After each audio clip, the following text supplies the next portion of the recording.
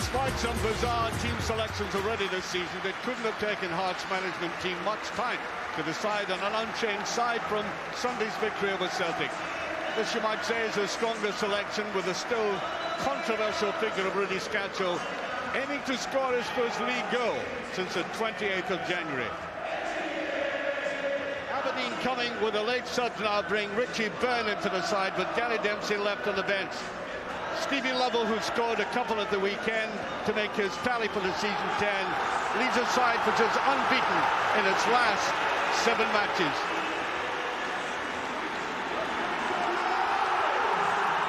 Well, you know, some people have been assessing this game as perhaps the most important in Hearts history. I wouldn't go perhaps as far as that, but you wonder how players can cope in that kind of situation, fertile with all kinds of outcomes, triumph or anticlimax, which have suffered before. This isn't just about football tonight, but about finding nerves of steel as Hearts know full well Aberdeen haven't come to Tynecastle simply to be patsies, as that man knows only too well.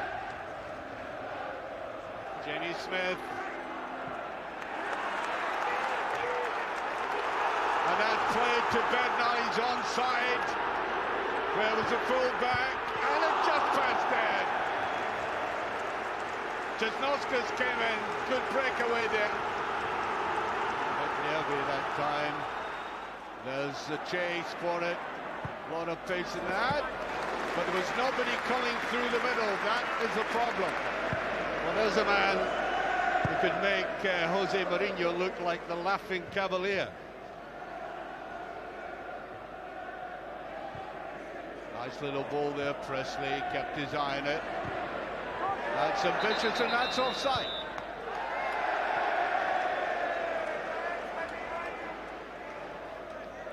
McNaughton is up there, nicely touched down.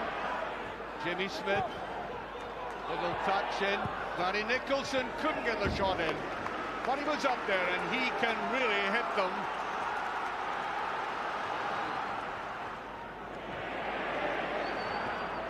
Hartley. Over there, Langfield tries to get in a jump on it. Brilliant move there. Scaccio coming in on that blind run, and that's the nearest Hearts have come to scoring. Now, this was a brilliant effort by Scaccio, a very difficult ball to take, right to the goal line, and he had to hook it back. Most unfortunate. That could have been the opening goal. Deep. Scaccio.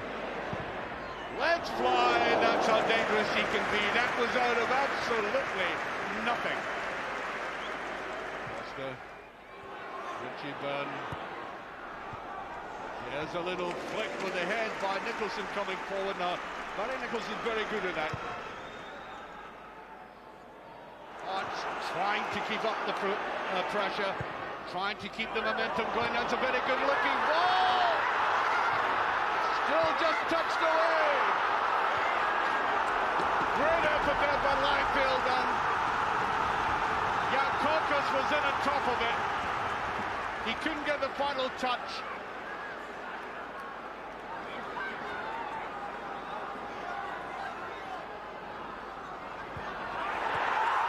Almost a strong. What's been given? I think it's going to be a penalty kick. In it comes. Langfield misses out there, and there's the hand, blatantly used. Penalty. Up he comes. That's it.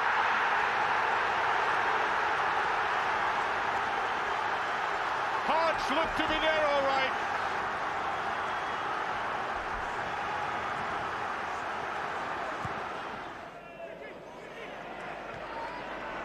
Kakus.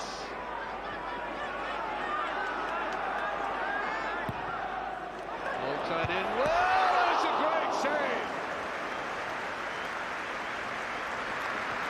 Coming from that far side. Ekolina's coming in, almost putting it in.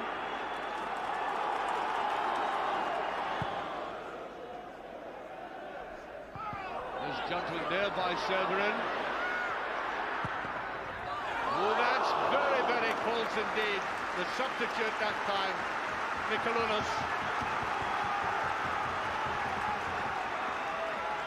Got right behind it there. There wasn't much of the goal to see, but he let fly.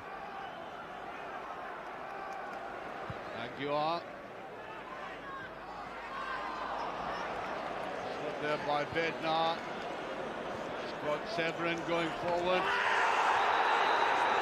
And I think there's going to be a booking. Aguiar went down. Oh, he's red carded. The man who's been quite superb in the first half is red carded for this. Watch him going in. And he digs in both feet. That is a very bad foul.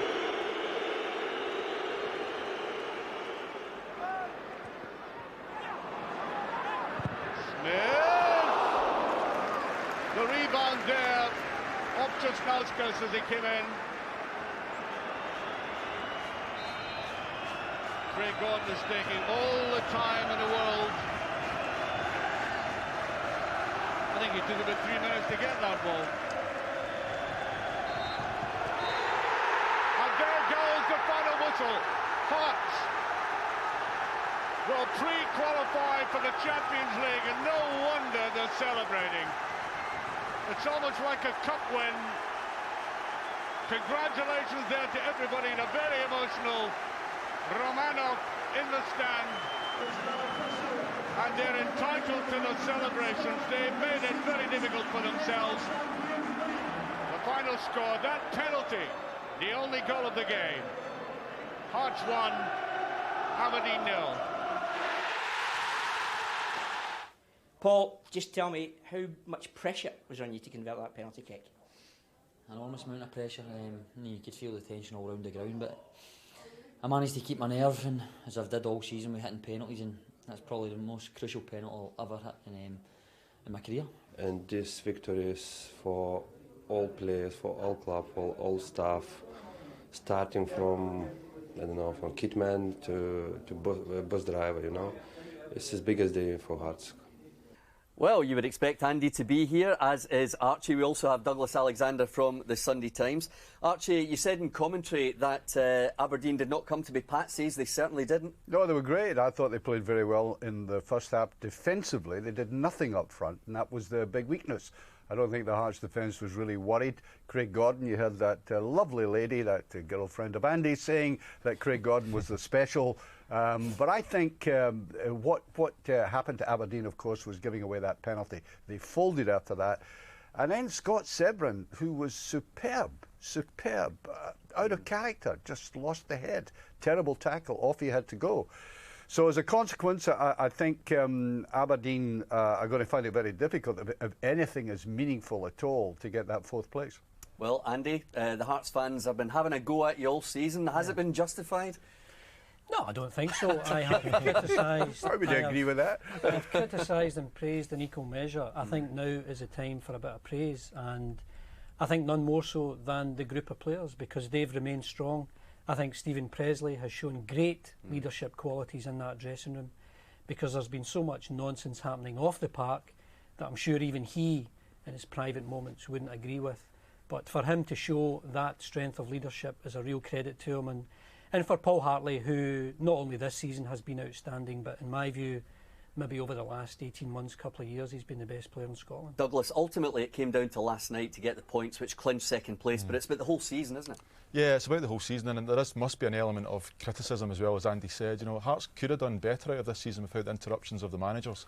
There's no doubt about that. The start they had under George Burley, if George Burley had remained there, they would have been a lot closer to Celtic. So although this is a triumph for them, and don't get me wrong, it is a triumph, there's also an element of they could have done better. They could have done better. Well, let's have a look at the goal which decided this game last night. It did, of course, come from a penalty kick.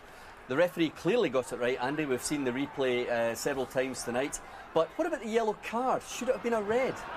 Well, I think you can see there's a couple of Hearts players behind Russell Anderson who could have put it into the back of the net had he not raised his hand. So, in my book, it's denying a clear and obvious goal-scoring opportunity. Big credit to Paul Hartley, because that is huge pressure. He must have been dreaming what that would have meant had that ball hit the back of the net, but he still had to do it, and he showed great mental strength there. He said himself, Douglas, it was the most crucial penalty of his career. He just keeps getting better and better, Paul Hartley, doesn't he? I mean, he's mentally a strong player. He's aggressive from the first minute of every game you see him, always trying to make something happen for his team. And as Andy said, guys like him, Stephen Presley, what I find sad about last night is another guy like Webster, who's been amazingly consistent this season, hasn't picked up a single booking as a centre-half and is now missing the sort of moment of triumph because of the vendetta between him and Romanov. Archie, we can see Hearts celebrating this fantastic second place in the Bank of Scotland Premier League last night. But next season, of course, they will face at least one qualifying round in the Champions League. It really depends on the draw, doesn't it? Well, this is going to be a test for them, having to cope on a twin track, playing domestic football, wishing to keep the momentum going there, to be a credible force domestically and yet succeed in Europe. I think it's a big task for them. I don't want it to sound pessimistic about it, but other teams have folded in these circumstances. This is new for Hearts. Good luck to them. Congratulations to them and good luck to them in Europe. But they face horrendous